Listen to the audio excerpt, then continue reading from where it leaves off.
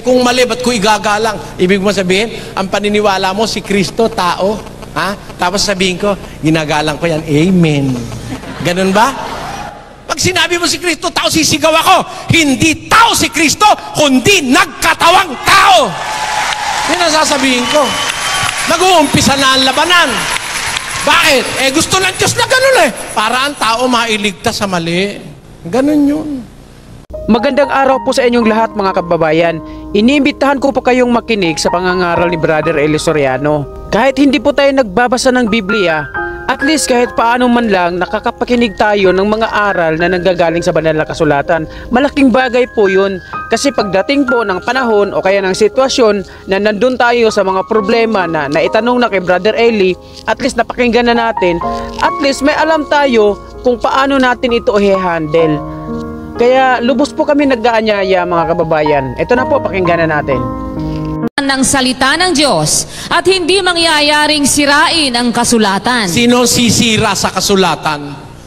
Pwede ba natin sirain ang kasulatan? Kung tinatawag niyang mga Diyos, yaong mga dinatnan at tumanggap ng salita ng Diyos, hindi maaaring sirain ang kasulatan. Pagka pala tinanggap mo ang salita ng Diyos, kahit tao ka, tinatawag ka ng Diyos na Diyos. Ang katunayan, si Moises, tao yun Anong ginawa ng Diyos kay Moises? Basa. Exodo. At sinabi ng Panginoon kay Moises, tingnan mo, ginawa kitang Diyos kay Faraon, at si Aaron na iyong kapatid ay magiging iyong propeta. Mga kapatid, tanungin ko kayo pagka ba ang Diyos ang gagawa, tama ba ang gawa niya? Tama. Bago kayo sumagot, sipin niyo muna. Pagka ba ang Diyos ang gagawa, tama ba ang ginagawa niya? Tama in the sense na sabi ng Biblia, ang Diyos hindi gumagawa ng mali. Kaya pag siyang gumawa, tama ang ginagawa niya. Pag siya ba ang gumawa, tunay ba ang ginagawa niya? Tunay. Ha? Tunay ba, mga kapatid? Gumawa ang Diyos ng tao, tunay ho ba? Wala naman ako nakitang ginawa ng Diyos na tao, kahit bulag, na tau-tauhan Hindi ba? Kahit bulag, tao pa rin yun. Pag ang Diyos ang gumawa. Pero ang tao, gumawa ng tao rin. Alam nyo kung ano yung ginawa ng tao na tao? Basa sa Roma 1:23.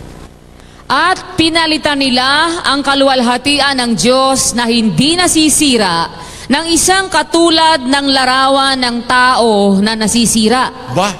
Ginawa pala nung ibang mga tao, pinalitan nila yung glory of God ng katulad ng larawan ng tao na nasisira.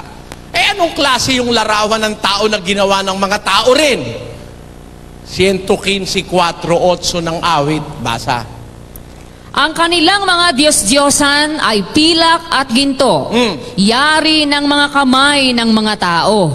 Anong klaseng tao? Sila'y may mga bibig, ngunit sila'y hindi nangagsasalita. Nakangiti. May bibig ba? Meron. Nagsasalita ba? Hindi. Pipi. Tama? Tuloy. Mga matay mayroon sila, ngunit hindi sila nakakakita. Di tau-tauhan yan. Hahaba pa pag binasa natin lahat Pagka may bibig, hindi nagsasalita, may mata, hindi nakakakita, may kamay, hindi nakatatangan, may paa, hindi nakalalakad, may ilong, hindi nakakaamoy, ano yan? Tau-tauhan. Tau-tauhan yan Komo, tau-tauhan, ginawa naman Diyos. Kaya ang tawag ng Biblia, Diyos-Diyusan pa rin. Tama ba mga kapatid?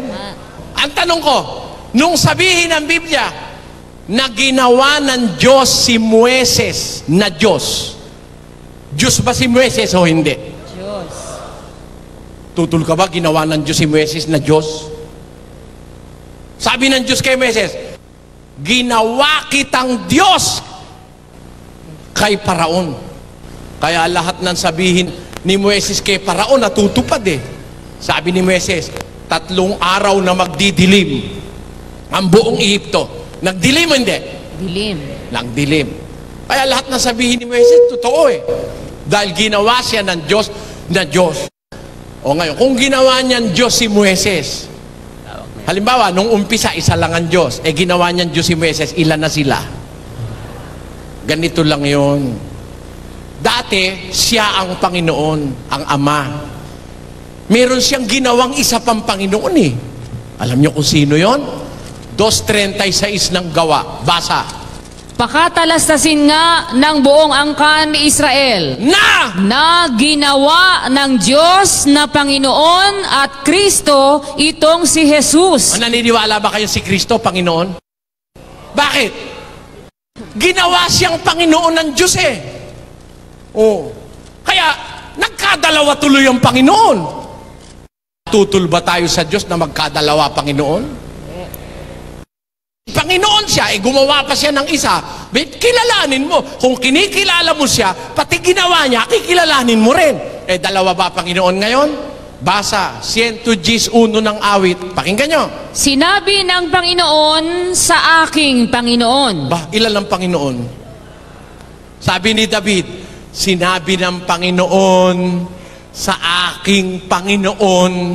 Ano sabi? Umupo ka sa aking kanan. Pinauupo sa kanan, dalawa Panginoon. Isang Panginoon at yung kanyang kinakanan, Panginoon din. Dalawa sila. O ano ngayon na ibig ko sabihin? Sa tanong nung ating kapatid sa Bisaya, sa Gis 30 ng Juan, iisa lang ba ang Diyos? Ang sagot, marami. Ang Panginoon, marami rin.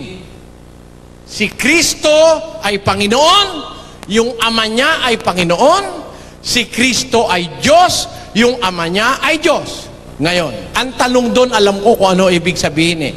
Si Kristo rin ba ang Ama? Yun ang tanong doon eh. Hindi niya lang ma-express sa Tagalog eh. Kasi sabi ni Kristo, ako at ang Ama ay iisa. Ang paliwanag ng mga born again, pag binasa raw na ako at ang Ama iisa, si Kristo rin daw yung Ama. Mali yun. Sana ang sinabi niya, ako rin ang Ama. Sana ganon. Ang sabi niya, ako at ang Ama ay iisa. It doesn't follow when he said that I and my Father are one. It doesn't follow that he also is the Father and the Father is the Son. No. As the born again movements claim that the Father is also Christ and Christ is also the Father. That is not true. It's not true. The person of the Son is different from the person of the Father. Why? Let us ask the Bible. John 1:18. Sa 1:18 ng Juan, ganito po ating mababasa. Walang taong nakakita kailanman sa Diyos. Sino nakakita? Ang bugtong na Diyos na nasa sinapupunan ng Ama, siya ang nagpakilala sa Kanya. Ayan. Meron palang bugtong na Diyos, begotten God. Monogenes Theos sa Greek. Bugtong na Diyos. Sa ibang translation, isinali niyan bugtong na anak. Ano ba ibig sabihin ng bugtong? Sa Tagalog, kaisa-isa. Anong tawag kay Kristo? Bugtong na anak. Bugtong na Diyos. O di iba siya kaysa dun sa nanganak sa Kanya? Magkaiba yun. Si Jesus Christ is the begotten Son of God. And there is a God who have begotten Him. So, the person of the Father who begot Jesus Christ is different from the person of Jesus Christ whom He had begotten. Tama ba yun, mga kapatid? Magkaiba yun eh. Ang katunayang magkaiba, yung Ama at saka yung anak, nung bautismohan si Kristo sa Mateo 3:16, pakinggan niyo ang pangyayari. At nang mabautismohan si Jesus, pagdakay umahon sa tubig. Asan daw po si Jesus? Umahon sa tubig. Saan? Doon sa ilog ng Jordan. O ngayon, ano nangyari? At narito, nangabuksan sa Kanya ang mga langit. At nakita niya ang Espiritu ng Diyos na bumababang tulad sa isang kalapati at lumalapag sa Kanya. Iba pala yung Espiritu Santo. Dahil nung bautismo si Jesus, yung anak ng Diyos, nasa ilog ng Jordan. Nakita niya nabuksan ng langit. Kumbaga, yung ibabaw ng bubong, nabuksan, bumababa yung Espiritu Santo. Si Kristo rin ba yun? Hindi.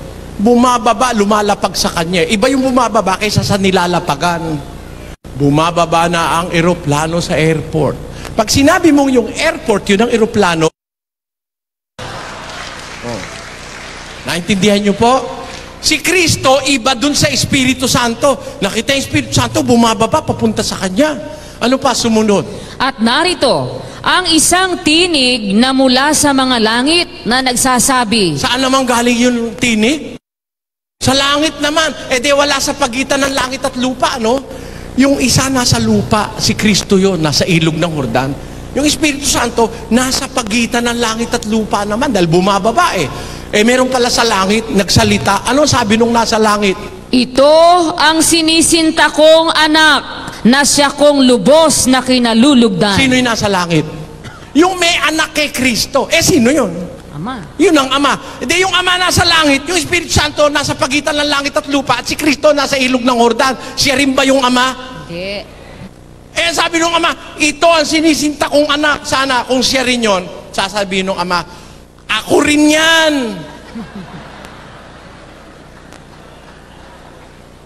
Naintindihan niyo mga kapatid? Anong katunayan? Yung salitang iisa dun sa Gis 30, ako at ang Ama ay iisa, hindi ibig sabihin nun eh. Siya rin yung Ama, siya rin yung anak, siya rin yung Espiritu Santo. Anong katunayan? 17:11 ni Juan. Pakinggan nyo. At wala na ako sa sanglibutan. Nananalangin po ang Kristo sa Ama. Sabi ni Kristo sa Ama, nandito siya sa lupa, nakatingala siya sa langit. Sabi niya, wala na ako sa sanlibutan. Ang mga ito, At ang mga ito nasa ay sanlibutan. Ako'y paririyan sa iyo, Amang Banal. Saan daw siya pupunta? Sa Ama. Aalis na siya sa sanlibutan. Pagkatapos niyang mamatay, alis na siya. Ako'y paririyan sa iyo, Amang Banal. Ingatan mo sila sa iyong pangalan. Yaong mga ibinigay mo sa akin upang sila'y maging isa na gaya naman natin. Di ba ganun na nakasulat sa Biblia? Paano ang pagiging isa ng Ama at ng Anak? Yung mga taong sumampalataya sa Kanya, sabi ni Kristo sa Ama, ingatan mo sila. Marami ba sila? Palagay mo, tayo yun. Kapatid, tayong dalawa. Nananalangin si Kristo. O tayo rito. Sabi ni Kristo, ingatan mo sila sa iyong pangalan. Yaong mga ibinigay mo sa akin. Sabi ni Kristo, upang sila'y maging isa. Gaya naman natin. Pwede pala tayong maging isa. Eh, kung ba tayo iisa? Ako ba ikaw at ikaw ba ako? Hindi. Sa amoy na amoy pa lang, iba na. Di ba ganon, kapatid? Oh. Sa buhok na buhok pa lang, iba na. Ano ibig ko sabihin? Pero iisa tayo. Pero iba ang person mo, iba ang person ko. Pero tayong lahat iisa kung pare-pareho tayong sumasampalataya. Ganon din yung ama at anak. Iisa sila, pero hindi yung ama yung anak at hindi rin yung anak yung ama. Bakit? Nasa langit yung ama, yung anak nung oras na yun nasa lupa. Magkaiba sila, pero iisa sila.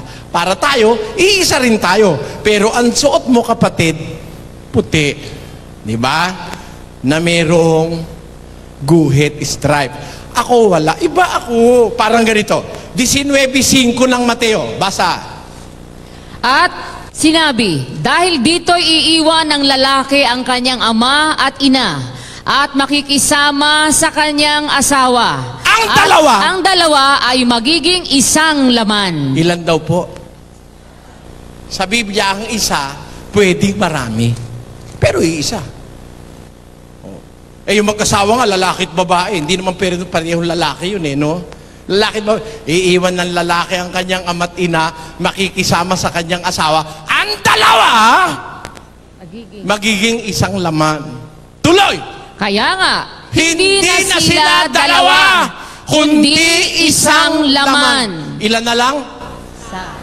Eh, ibig mo ba sabihin, yung lalaki, yun din yung babae dahil isa sila? Yeah. Isa sila dahil mag-asawa. Pero iba yung lalaki, iba yung babae. O, kita nyo na? Kaya yung Biblia, pag pinalagyan mo ng sarili mong interpretasyon, tiyak na tiyak magkakamali ka. Pero pabayaan mo ang Biblia ay magsalita para sa kanyang sarili.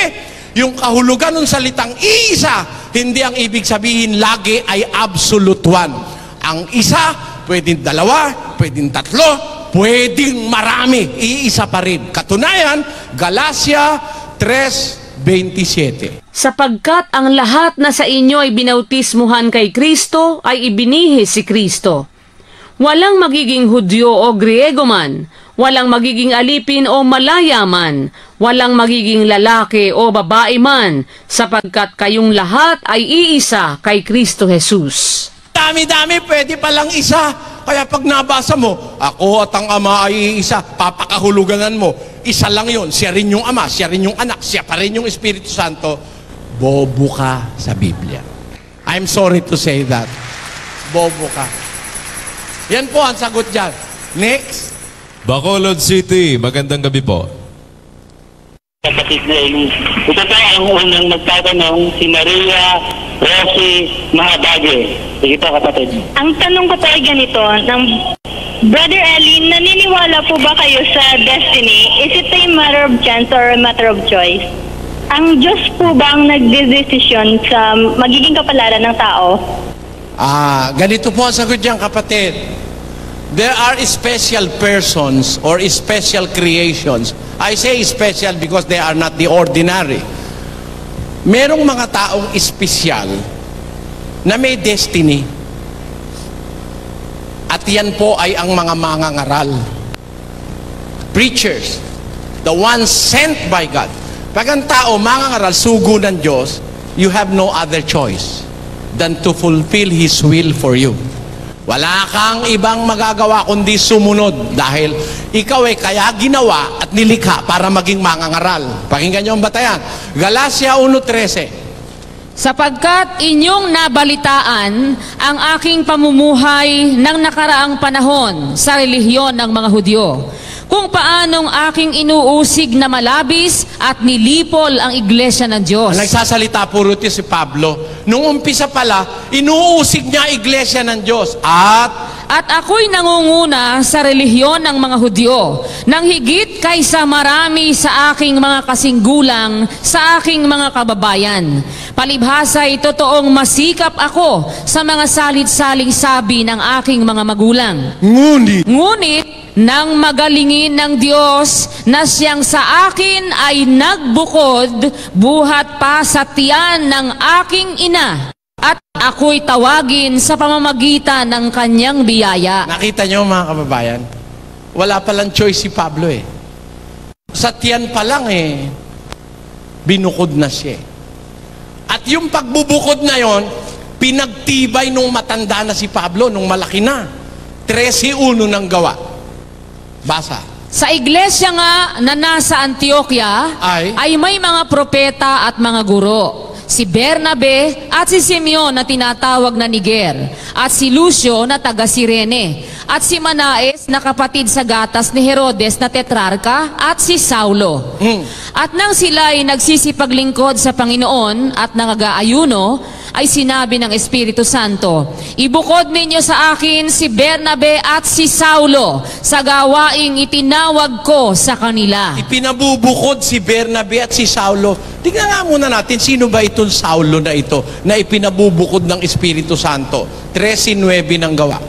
Datapwat si Saulo na tinatawag ding Pablo. Sino po si Saulo? Pablo. Si Pablo. Si Pablo pala binubukod na mula pa sa tiyan. Nung lumaki na, lalo pa siyang ibinukod. So walang choice si Pablo. Yun ang sinasabi kong special person, mga mangangaral na you cannot choose for yourself. Ang Diyos ang pumili sa'yo. Katunayan nun, si isa pang mangangaral, si Jeremias. 1:5 naman ni Jeremias. Pakinggan niyo. Bago kita inanyuan sa tiyan, ay nakilala kita. At bago ka lumabas sa bahay bata, ay pinapaging banal kita. Inihalal kitang propeta sa mga bansa. Tama po ba, sabi ko? Pag pala mangangaral, nasa tiyan pa lang. Dito nga, mas grabe. Si Pablo, ibinukod mula sa tiyan ng nanay niya. Ito, wala pa sa tiyan eh. Naniwala kayo ron? Opo. Bago kita inanyuan sa tiyan. Wala pa sa tiyan. Asan pa? Pakinggan nyo, may sagot ang Biblia kung asan. Wala pa sa tiyan eh. Hebreo 7:5. At katotohanan, ang mga sa anak ni Levi na nagsisitanggap ng katungkulang saserdote ay mayroong utos na kumuha ng 10 bahagi sa bayan ayon sa kautusan. Sa makatwid ay sa kanilang mga kapatid. Magamat ang mga ito ay nagsilabas sa mga balakang ni Abraham. Saan daw po nang gagaling ang tao? Sa balakang ng tatay. Sa lalaki nag-uumpisa ang tao eh.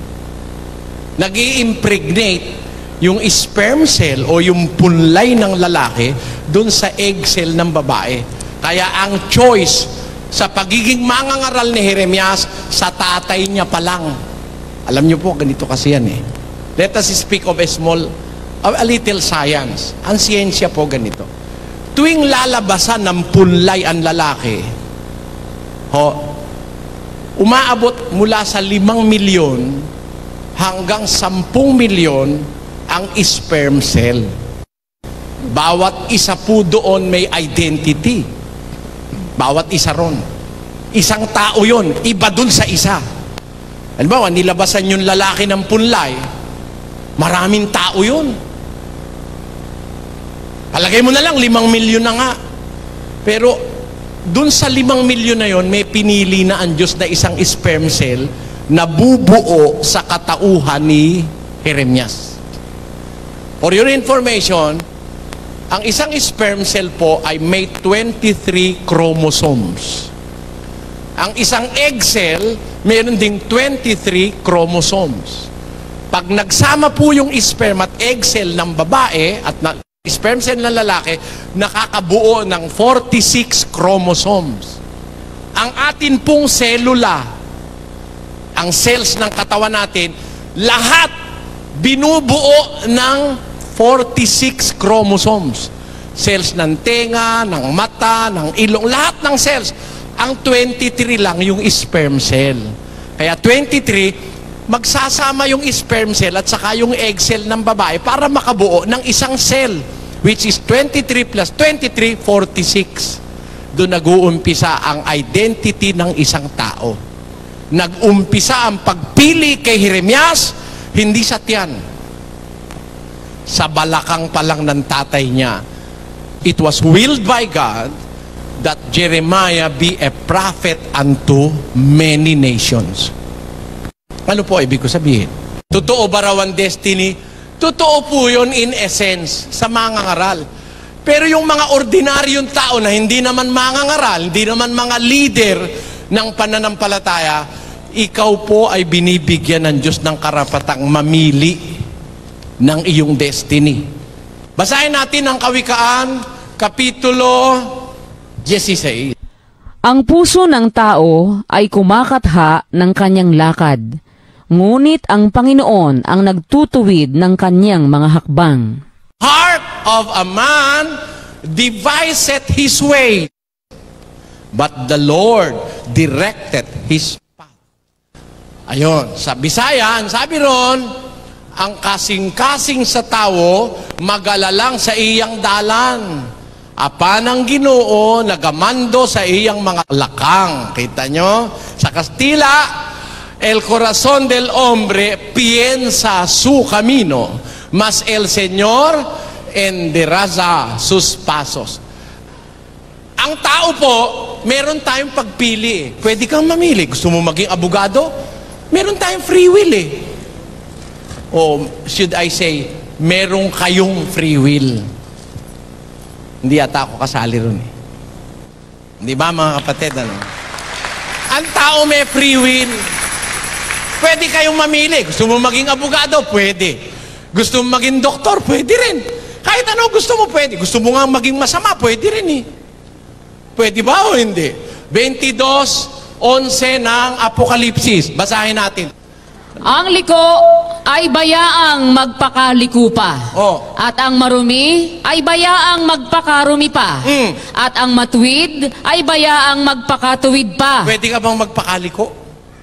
Sabi ng Diyos He that is unjust, let him be unjust still. He that is filthy, let him be filthy still. He that is righteous, let him be righteous still. And he that is holy, let him be holy still. Amen?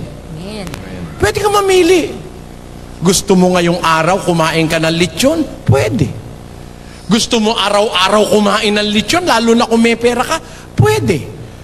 Tandaan mo lang na ang lechon nakakapagpabata. Diba? Siguro, pagkaraan ng ilang taon, patay kang bata ka. Kasi, hindi ka natatanda pag puro lechon ang kinakain mo. Ganon yun. Nakakapamili ang tao mga kapatid. Tama po ba ako? Hindi. Pag hindi ako tama, sumigaw kayo dyan. Kontestahin nyo. Bigyan ka namin ng oras, huwag ka lang mambabastos. Di ba? Wala lang bastusan. Wala lang gulo, wala lang away. Okay naman, ako naman okay. At ako hindi naman ako duwag. Sa palagay ko, hindi ako duwag Kasi kung duwag ako, di ako lalabas di ba, no? Lumalabas naman ako di ba? Kahit nga pinagbabantaan ako, lumalabas pa rin ako Dahil naniniwala ako, tungkulin ko sa Diyos at sa kapwa, lumabas para magpahayag ng katotohanan ng nasa Biblia. Kaya, ang sagot natin dun sa tanong, ang tao ba may destiny? Meron lang pong mga taong may destiny talaga. Whether you like it or not, you're going to fulfill the destiny that was given to you by God. But, merong mga tao na pwede kang mamili. Gusto mong magmangangaral, pwede. Gusto mo namang maging tagapakinig lang, pwede. Pero pwede namang, gusto mong tumaas ang ang tungkulin mo, mas malaki ang tungkulin mo, pwede rin 12:31 ng unang Korinto. Pakilagay sa screen. Datapwat maningas ninyong nasain ang lalong dakilang mga kaloob. Pwede ka naman palang magnasa ng mas dakilang kaloob Pwede naman Gusto, janitor ka ngayon? Magnasa ka. Pwede kang maging manager. Ang dai ko ng kilalang janitor na naging manager. Pero meron naman janitor, maligaya na siya sa pagka-janitor. Yung janitor dun sa eskwela namin, dun sa Tatalon Elementary School nung araw, namatay siya, janitor Hindi na siya umasenso. Kasi kontento na siya ron Okay naman yun Kung gusto mo matay na janitor o Metro 8, pwede. Ang tao po nakakapamili, mga kapatid. Yan ang sagot ng Biblia. Nakakapamili ang tao sa kanyang dapat na maging buhay. Tama na yung sagot na yun. Baka kung saan tayo mapunta Next. Hong Kong, magandang gabi po. Hello, Brother. Magandang gabi po, Brother. Magandang gabi po. Sarito na magtatanong. Unahin na po natin si Romy Levitan, isa pong born-again Christian. Narito po siya.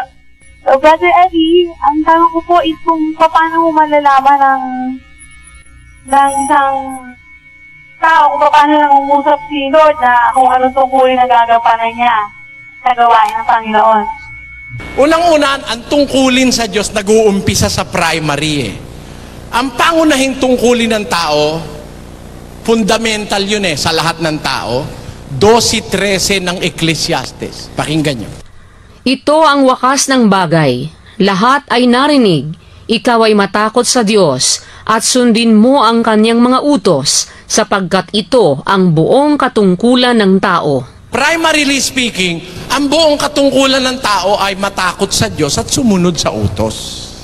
Lahat tayo dapat matakot sa Diyos at sumunod sa utos. Yun ang pangunahin. Pero pwede ka namang mag-aspire ng mga tungkulin Kung kaya mo, hindi naman masama Unang Timoteo 3:1. Pakinggan nyo po. Tapat ang pasabi. Kung ang sino man ay magsisikap na maging obispo, ay mabuting gawa ang ninanasa. Nakita nyo? Tapat ang pasabi ng Diyos. Kung sino man gusto maging obispo, mabuting gawa ang ninanasa. Pwede ka namang maging obispo Kung ang sino man, may pinupwera ba ron? Wala. Kahit nga wala kang pinag-aralan, kung gusto mong maging obispo, pwede naman eh. Kaya lang may requirement ang pagiging obispo. Tuloy natin sa 2. Dapat nga na ang obispo ay walang kapintasan, asawa ng isa lamang babae. Tandaan nyo, isa lang ha. Pag nakakita kayo ng obispo, 4 ang asawa, layasan nyo na. Dapat isa lang. Amen? Amen. Binang Biblia, gusto mo maging obispo, mabuting gawa ni nanasa mo. Pero dapat ang obispo, ilan ang asawa? Isang asawa lang. Tapos ano pa? Mapagpigil. Mapagpigil. Uta mo, kahit tuksuin ka ng babae, dapat magpigil ka. Dahil pag hindi ka nagpigil, makakarami ka. Obispo ka eh. Alam niyo, yung mga obispo, lapitin ng babae yan eh. Kung hindi ka rin lang bakla, makakarami ka eh. Dahil lalapitan ka ng babae, di ba? Tapos, Mahinahon ang pag-iisip. mahinahon ng pag-iisip. Tapos ano pa? Mahusay. Mahusay. Dapat mahusay. Saan mahusay? Dapat mahusay sa Biblia ang obispo. Eh baka bobo ka sa Biblia, tapos obispo ka, lumayas ka na riyan. The work is not fit for you. Dapat mahusay. Ano pa? Mapagpatuloy. Mapagpatuloy. Saan mapagpatuloy? Mapagpatuloy sa paggawa ng kabutihan. Mapagpatuloy sa tungkulin. Mapagpatuloy sa obligasyon. Hindi pa hinto-hinto. Tuloy. Sapat na makapagturo. Sapat na makapagturo. Kailangan, sapat ka makapagturo. Kahit sino magtanong, kaya mong turuan. Eh baka mamaya, hindi ka competent. May nagtatanong, di mo alam ang sagot. Lumayas ka na. Step down. Ang tagapagturo, dapat sapat. Tingnan ninyo mga apostol, sapat. Basa, 2 Korinto 3:6. Na sa amin naman ay nagpapaging sapat na mga ministro ng bagong tipan. Klaseng ministro ang mga apostol? Sapat. Sapat. Eh, pag may tanong na hindi ka masagot, mag-resign ka. O kaya, mag-file ka ng leave. Hindi pa ako pwede, mag-aaral pa ako eh. Kasi may tanong, hindi ko masagot eh. Hindi ko nga alam hanapin sa Biblia kung asan eh. Sugo, hindi ka nga sapat makapagturo eh. Naman, hindi ka na kinilabutan, sugo ka, wala kang alam sa Biblia. Meron ba naman sugong walang alam sa Biblia? Yan ang ibig ko sabihin. Paano malalaman? Di doon ka sa, kung gusto mong maging obispo, gusto mo namang maging tagapagturo o teacher, marami naman tungkulin eh. Kung saan ka most fit, kung saan? 12:6 ng Roma. At yamang may mga kaloob na nagkakaiba-iba ayon sa biyaya na ibinigay sa atin. Kung hula, ay manganghula tayo ayon sa kasukatan ng ating pananampalataya. O kung ministeryo, ay gamitin natin ang ating sarili sa ating ministeryo. O ang nagtuturo ay sa kanyang pagtuturo. O ang umaaral ay sa kanyang pag-aral. Ang namimigay ay magbigay na may magandang loob. Ang nagpupuno ay magsikap. Ang nagkakawang gawa ay magsaya. Marami tayong pwedeng tungkulin sa Diyos at sa kapwa eh. Kung nagtuturo, gamitin mo sarili mo sa iyong pagtuturo. O umaaral sa kanyang pag-aral, mangaral ka. Eh tawag mo sa iyo, mangangaral ka, sugo, di ka man lang lumalabas para mangaral. Abe, utos ng Diyos, mangaral ka. 4:2 ng 2 Timoteo. Ipangaral mo ang salita. Utos hindi.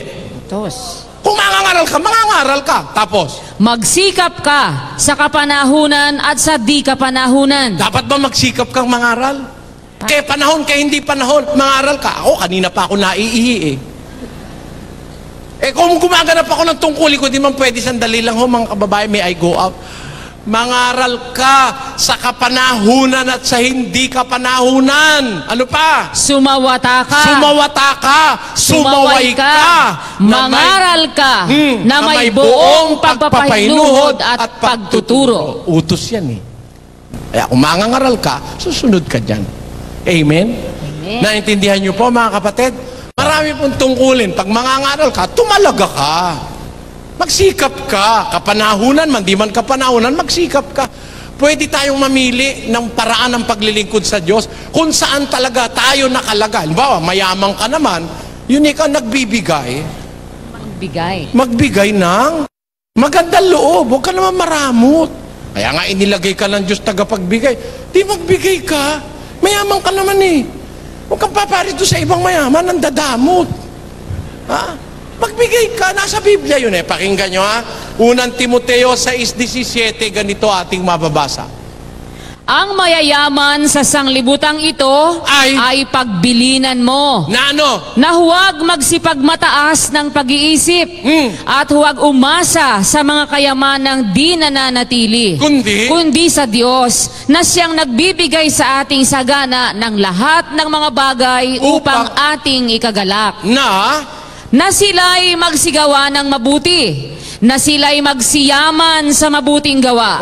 Na sila'y maging handa sa pamimigay, maibigin sa pamamahagi. Nakita nyo sa mayaman, maging handa ka sa pamimigay, maibigin ka sa pamamahagi. Gusto mo yan ang tungkulin mo? Maganda yan, kapatid. Ha? Mayaman ka.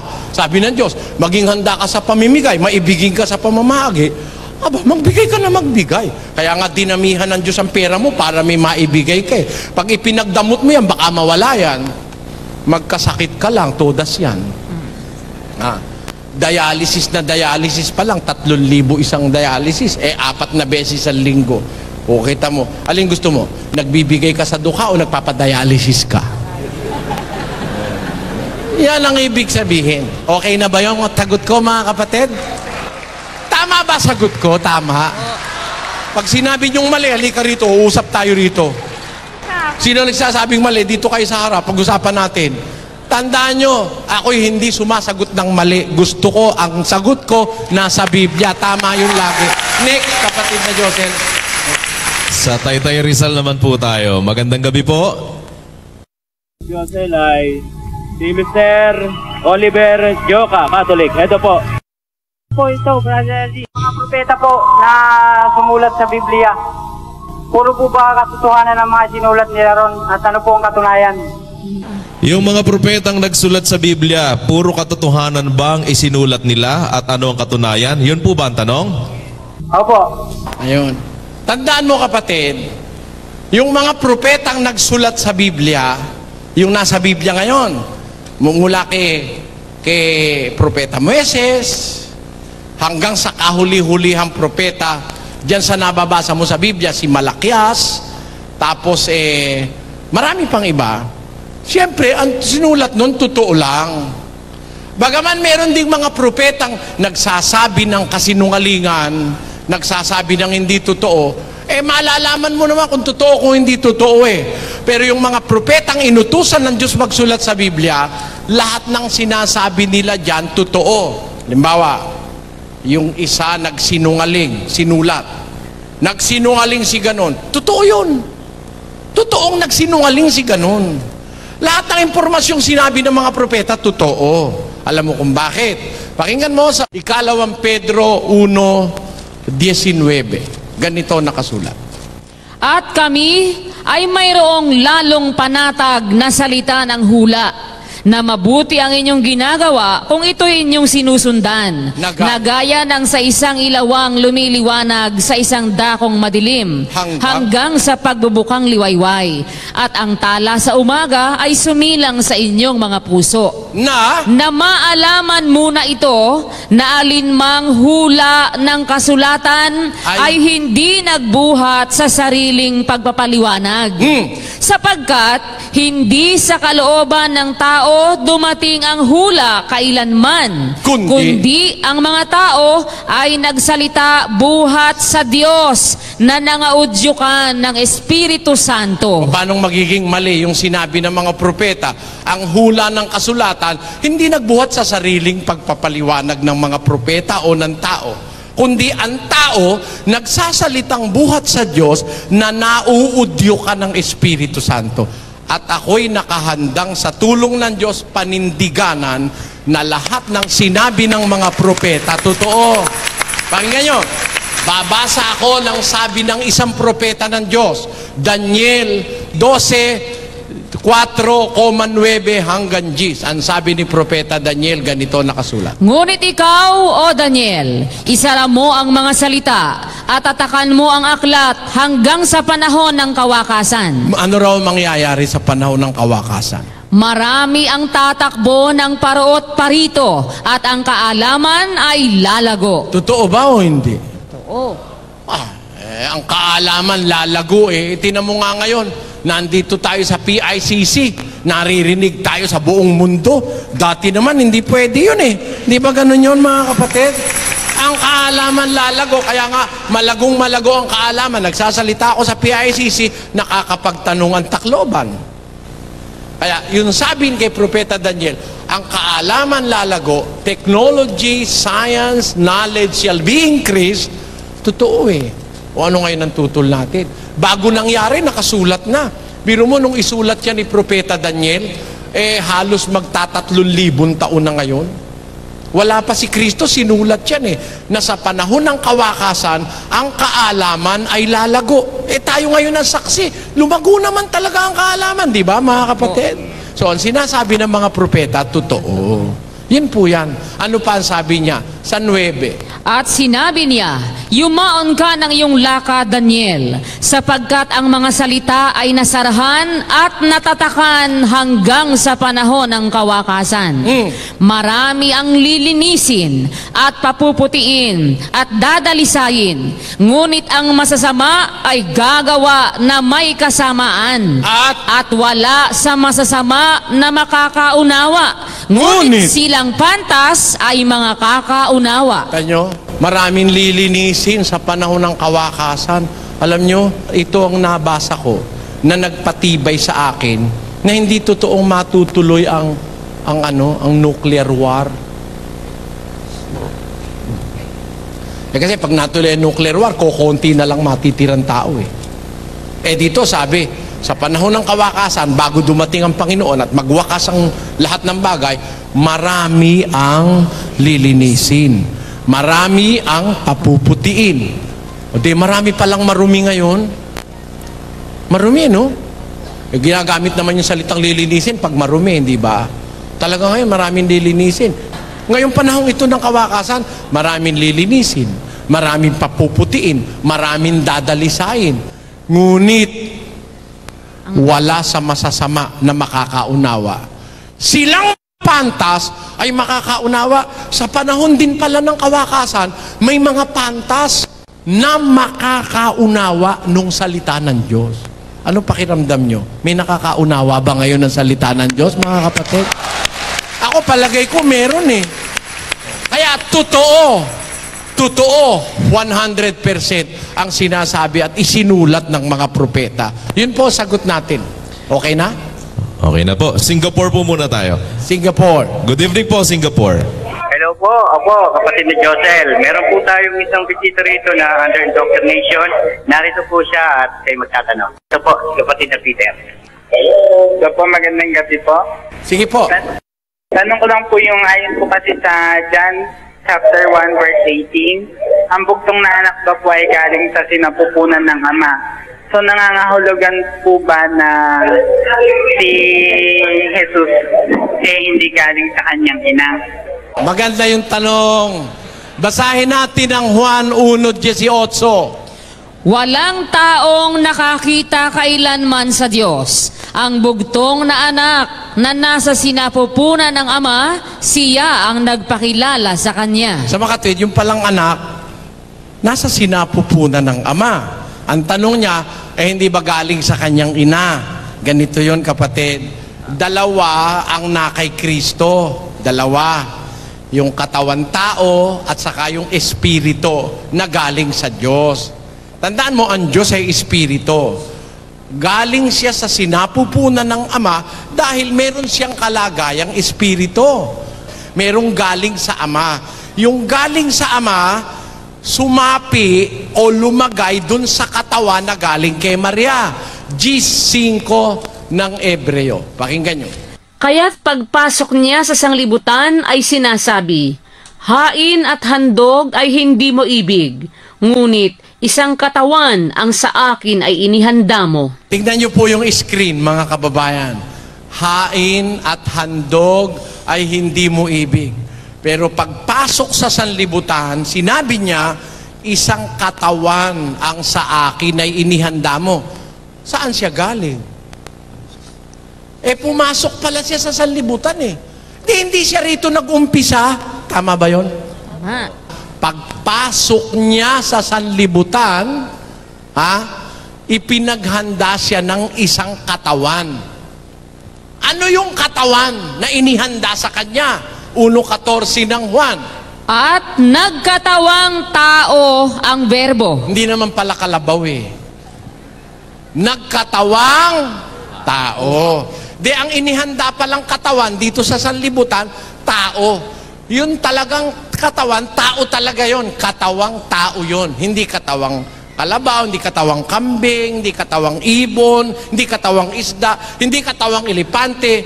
Siguro naintindihan nyo na yon. Katawang tao. Yung lalagay sa loob ng katawan tao, saan naman galing? Pumasok sa sanlibutan. Pag pumasok, ibig sabihin hindi siya dito nag-umpisa. Tama ba yon mga kapatid? Saan siya galing? 13:3 ng Juan. Si Jesus, pagkatalastas na ibinigay na ng Ama ang lahat ng mga bagay sa kanyang mga kamay, at siya'y nanggaling sa Diyos, at sa Diyos din paroroon. Saan daw po siya galing?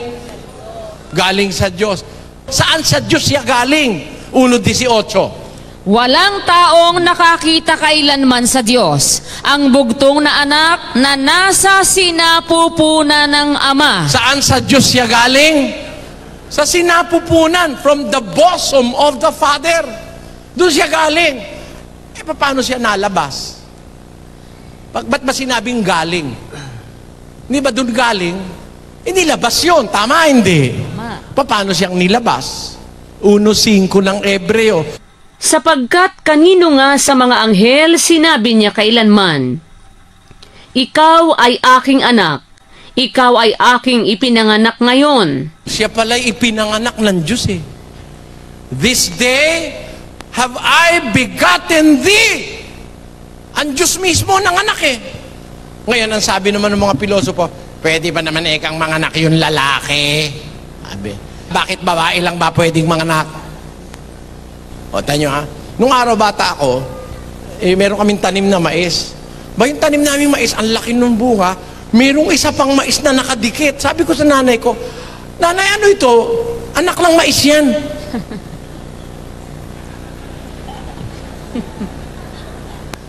Nakakita na kayo ng anak ng mais?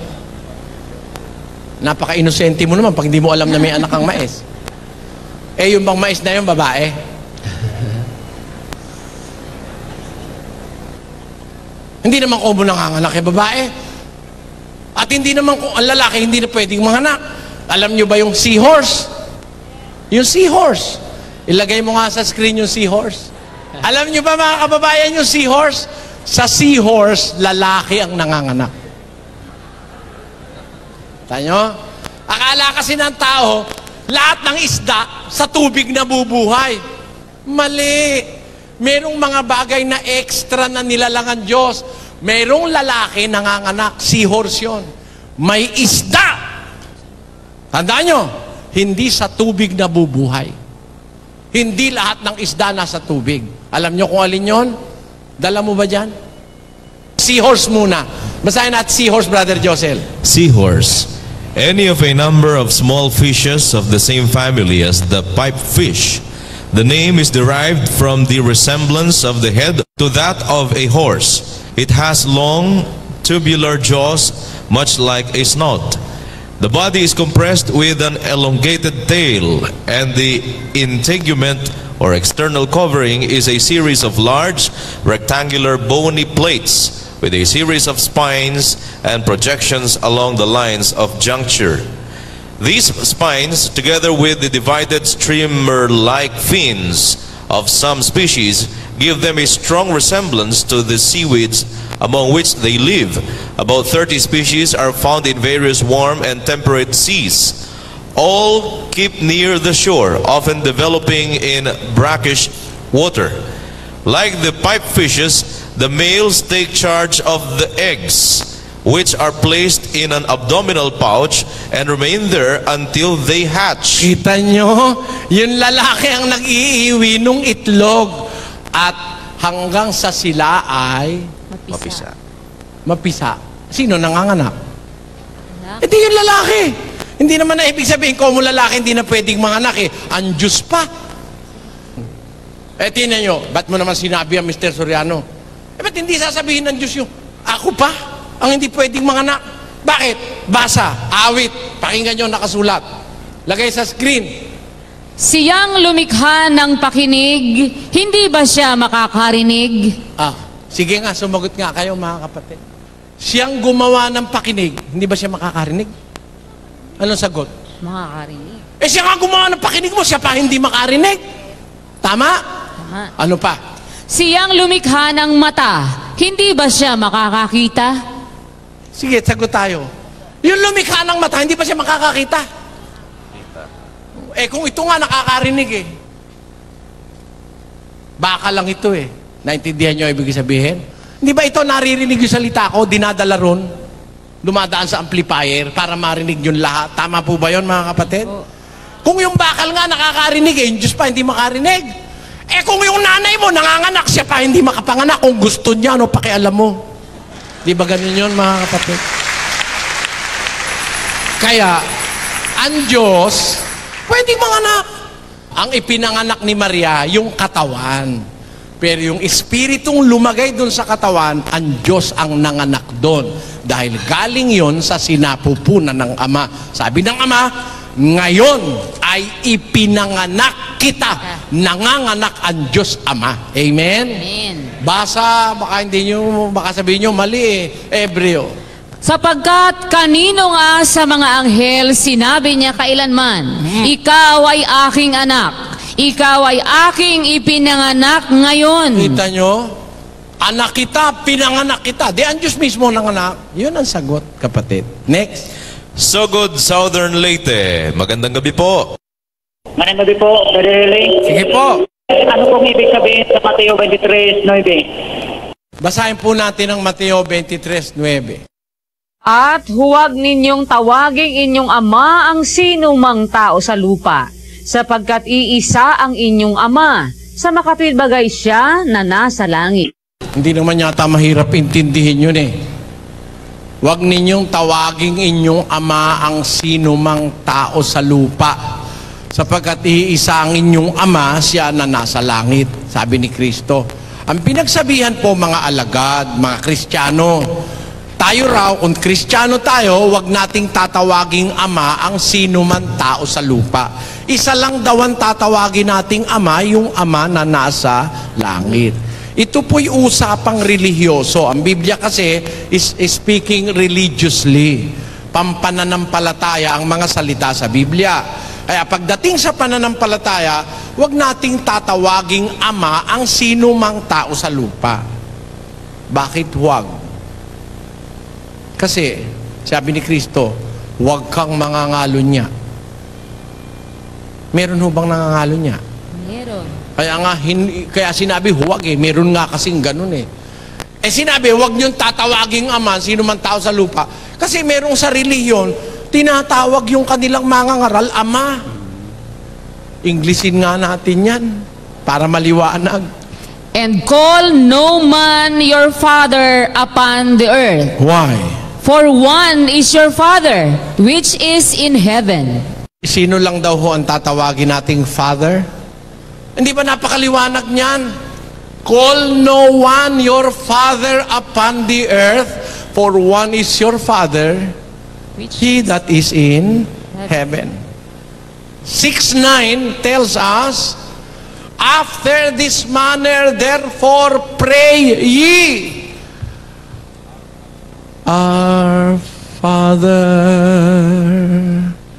which art in heaven, hallowed be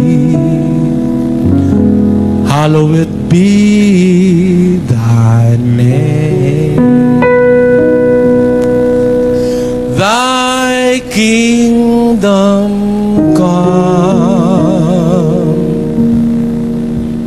Thy will be done in earth as it is in heaven.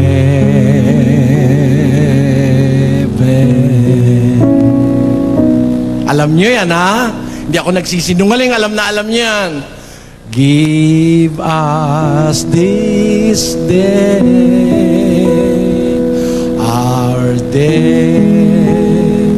our daily bread, and forgive us our debts as we forgive our debtors, and lead us not into temptation, but deliver us from evil. For thine is the kingdom and the power and the glory forever.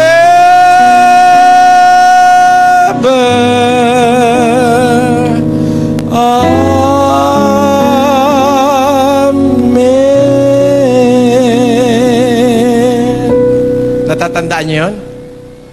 Manalangin kayo ng ganito. Anong panalangin? Ama namin! Huwag niyong tawagin inyong ama ang sinumang tao sa lupa. Di ba kayo natatakot kay Kristo, mga kapatid? Father ka ng father. Ang masama, hindi lang basta father eh. Dinagdagan pa. Reverend Father. Yung iba hindi pa kontento sa Reverend, nilagay pa Most Reverend Father.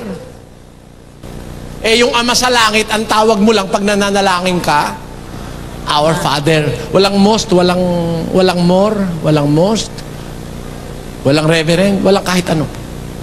Walang natira sa kanya. Bakit? Lahat ng adjective at adverb in the superlative degree ginamit mo na dito sa nasa lupa. Most Holy Father. What is left for the Father in heaven? Wala na. Direktang labag kay Kristo yan. Ang ibig sabihin ng Mateo 23:9, pagdating sa pananampalataya, hindi tumatawag ang Kristiyano ng Ama sa kanino mang tao sa lupa. Amen! Amen! Bawal ni Kristo yan eh. Ang pinag-uukulan ng salitang Father, yung Ama lang, kung anak ka ng Diyos. Ngayon, pag ang tinatawag mong Father yung tao, siguro tatay mo yun. Dalawa lang ang dapat nating makilalang Ama, pero isa lang ang dapat nating tawaging Father pagdating sa relihiyon. Ang isang Ama natin, yung Ama ng ating laman. Our biological Father or our Father in the flesh. Isa pa, yung Amang nasa langit na siyang Ama ng ating espiritu. Yun lang ang kinikilala kong Ama. Ama sa langit at nasa langit, at yung Ama na Ama ng aking laman. Pero ang tinatawag ko lang na Ama, yung Ama sa langit. Yung salita kasing Ama, mga kababayan, yun ang pangalan ng makapangyarihan sa lahat. Pangalang walang hanggan. 63:16. Sapagkat ikaw ay aming Ama, bagaman hindi kami kinilala ni Abraham at hindi kami kilala ng Israel. Ikaw, O Panginoon, ay aming Ama, aming manunubos, na mula sa walang pasimula ay siya mong pangalan. Yan, huwag mo alisin sa screen. Ikaw ay aming Ama, aming manunubos, na mula nang walang pasimula, siya mong pangalan. Yung pala pangalan niya eh. Kaya bawal itawag yun sa iba, sa tao sa lupa. Kasi yun ang pangalan niya. That is His everlasting name. He's our Father. From everlasting is thy name. Yun ang pangalan ng Ama. Eh, merong mga tao hindi kumikilala ron eh. Ayaw nilang kilalanin yung pangalang Ama. 63:16 yan, ano? Ilagay mo nga sa 19. Kami ay naging gaya ng hindi mga pinagpunuan kailanman, gaya ng hindi nangatawag sa iyong pangalan. Kita nyo, mayroong mga tao hindi natawag sa pangalan ng Ama eh. Ha? Dapat ang tatawagin nating Ama, yung Ama sa langit. Next! Hello po, Muñoz. Magandang gabi po, Brad Josel. Ang una pong magtatanong ay si kapatid na Amado Bixese, isa pong nagsusuri. Gusto ko pong malaman kung bakit po nawawala sa Biblia ang Matthew 23:14 at saka 17:21? 23:14 ng Matthew at saka Tsaka 17:21. 17:21. Anong tanong? Bakit nawawala? Hindi po nawawala, nandyan po. Nandyan po, kapatid. Yan ang maganda. Tinanong nyo kay Soriano. Pakita natin. 17:21 ng Mateo. Pakibasa, Sister Luz. Datapwat, ang ganito'y hindi lumalabas, kundi sa pamamagitan ng panalangin at ayuno. Ayan, nasa Biblia po yan. Tignan nyo sa Greek. Nandoon. At sa iba pang mga kasulatan. Diyan sa hawak nyong Biblia, baka wala. Pero yung Biblia ko po, kompleto. Ano pa yung isa niyang tinanong? 23:14. 23:14 ng Mateo. Sa aba ninyo, mga eskriba at mga pariseyo, mga mapagpaimbabaw, sapagkat sinasakmal ninyo ang mga bahay ng mga babaeng bao, at inyong dinadahilan ang mahahabang panalangin, kaya't magsisitanggap kayo ng lalong mabigat na parusa. Ganyo, di nasa Biblia yan. Ang katunayan, may isa pang alagad na nagsulat niyang bagay na yan. Basahin natin naman sa Lucas. Pakilagay sa screen.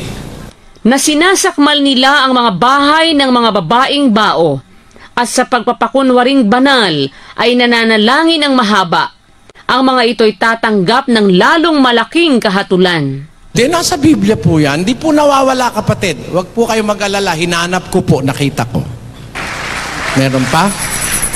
Okay po. Pumunta muna rito tayo sa PICC, kapatid na Josel. Number 1 po sa listahan dito, si Rod Lester Kahiwat, under indoctrination po sa Santa Ana.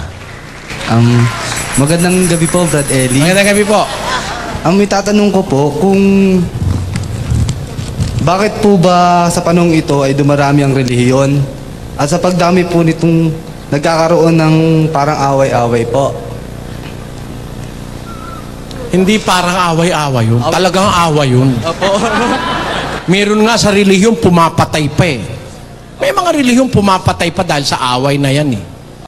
Nakasulat na yan sa kasaysayan ng bansang Pilipinas. Meron talagang pumapatay. Meron talagang away. Ngayon, anong tanong mo, kapatid? Ngayon po, di ba mas maganda kung magkaroon na lang po ng kanya-kanyang respeto sa paniniwala? Respeto? Apo. Ay, masamang respetuhin yung mali. Apo. Masama yun. Alam mo, kasi tinanin nyo, mga kababayan, ha? Maganda ang layunin mo, kapatid. Nakikita ko yung puso mo, maganda, malinis. Ano?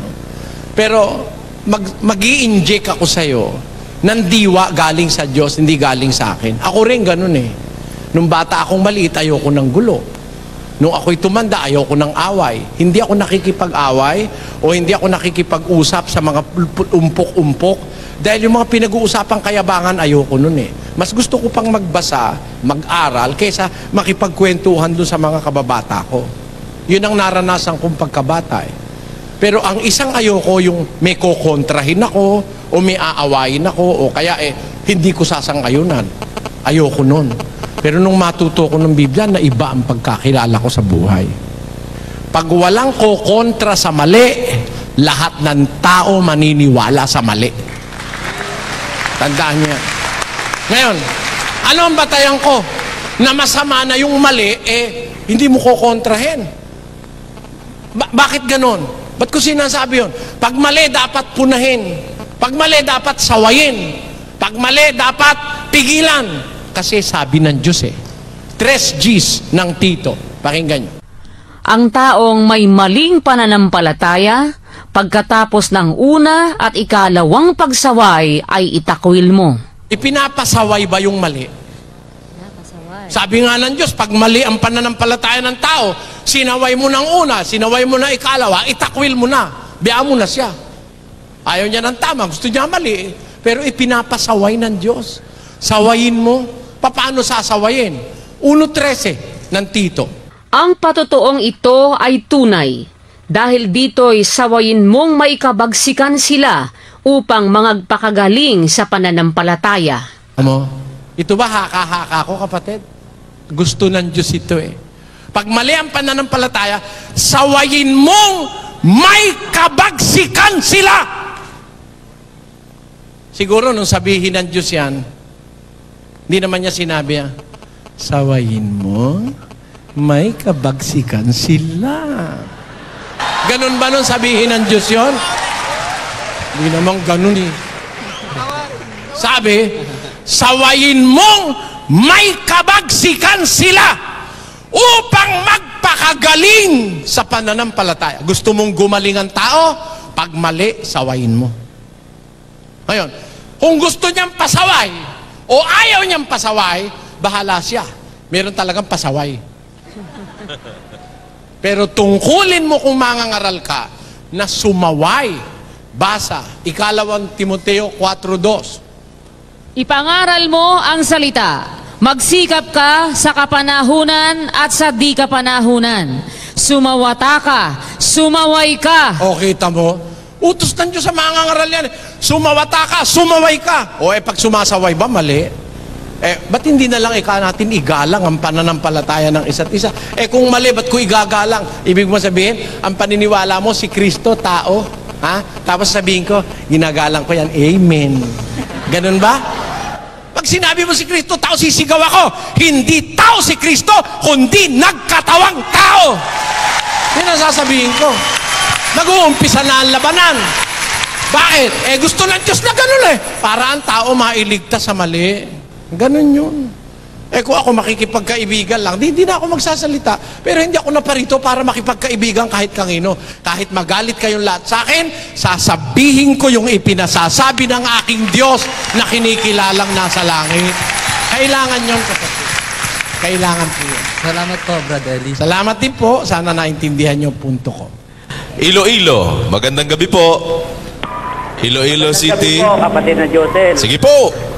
Ito po ang magtatanong si kapatid na Felipe Navarro, isa pong Katoliko. Good evening, Brother Eli.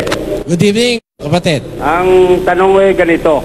Bago ginawa ng Diyos na Ama ang sanlibutan, nasaan siya at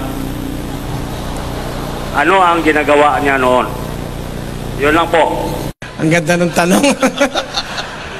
Bago daw po ginawa ng Diyos ang sanlibutan, asaan siya at anong ginagawa niya noon? Alam niyo, kapatid, ang Diyos laging busy. Tandaan niyo, I want this to be clear in the minds of everyone na nakikinig at naniniwala sa Biblia. Ang Diyos was never idle. Hindi siya kailanman nagbulakbol, hindi siya kailanman huminto, hindi siya kailanman ay tumigil, kundi mula nung una gumagawa na siya hanggang ngayon. 5:17. Datapwat sinagot sila ni Jesus, hanggang ngayon gumagawa ang aking Ama at ako'y gumagawa.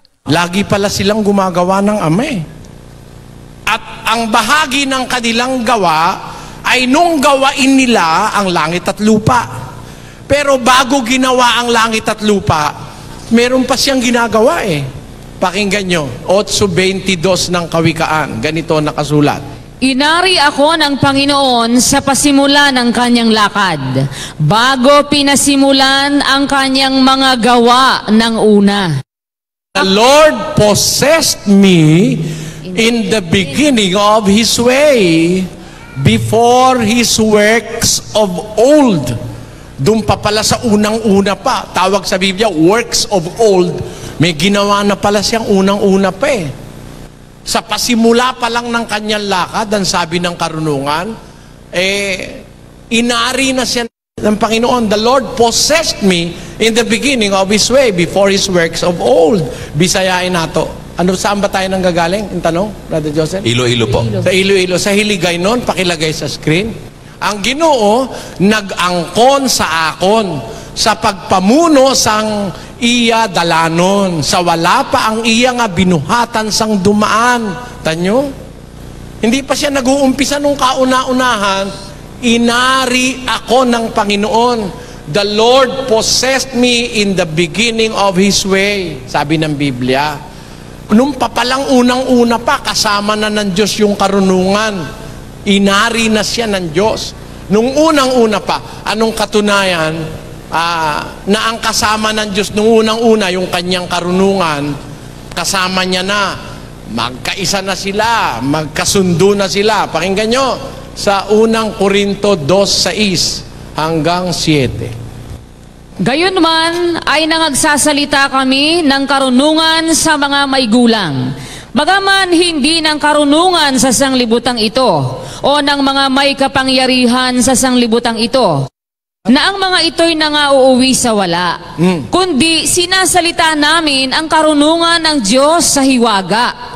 Yaong karunungan na itinalaga ng Diyos bago nilalang ang mga sanlibutan sa ikaluluwalhati natin, na hindi na pagkilala ng sino mang pinuno sa sanglibutang ito, sapagkat kung nakilala sana nila, ay di ipinako sa krus ang Panginoon ng kaluwalhatian. Yung palang karunungan na yun ang Panginoon ng kaluwalhatian eh. Kasama na ng Ama yun nung umpisa. Umpisang-umpisa pa lang ng lakad niya, ay magkasama na sila. Asan sila? Yung Ama at saka yung karunungan na siyang Panginoon ng kaluwalhatian. Ang totoo po, yung karunungan na yun, si Kristo yun eh. Kasama na ng Ama mula pa ng umpisang-umpisa. Basahin natin ang 1:24 ng unang Korinto. Ngunit sa kanila na mga tinawag, maging mga Hudyo at mga Griego, si Kristo ang kapangyarihan ng Diyos at ang karunungan ng Diyos. Tingnan, Christ is the wisdom of God and the power of God. Kasama na niya Kristo. Nung pang-unang-unang pampasimula, bago nila lang ang kanyang mga gawa ng una, asan sila? Asan sila nung Ama? Ang Kristo at yung Ama. Saan sila nung unang-una pa? 8:31. Na nagagalak sa kanyang tinatahanang lupa. Ayun, Englishin natin. Rejoicing in the habitable part of His earth. Hiligay no natin basahin. Nga nagakasadya sa iya duta, nga sarang mapuyan kag ang akon kalipay. Sabi niya, na nagagalak na lagi sa kanyang tinatahanang lupa, rejoicing in the habitable part of His earth. Meron palang lupa o earth ang Diyos. Kanya yun. Nandun po siya sa kanyang tinatahanang lupa. Hindi po itong lupang ito yun. Dahil hindi pa nga nayayari itong lupang ito eh. Nandun na siya sa kanyang tinatahanang lupa. Nandun po siya, kapatid. Okay na po?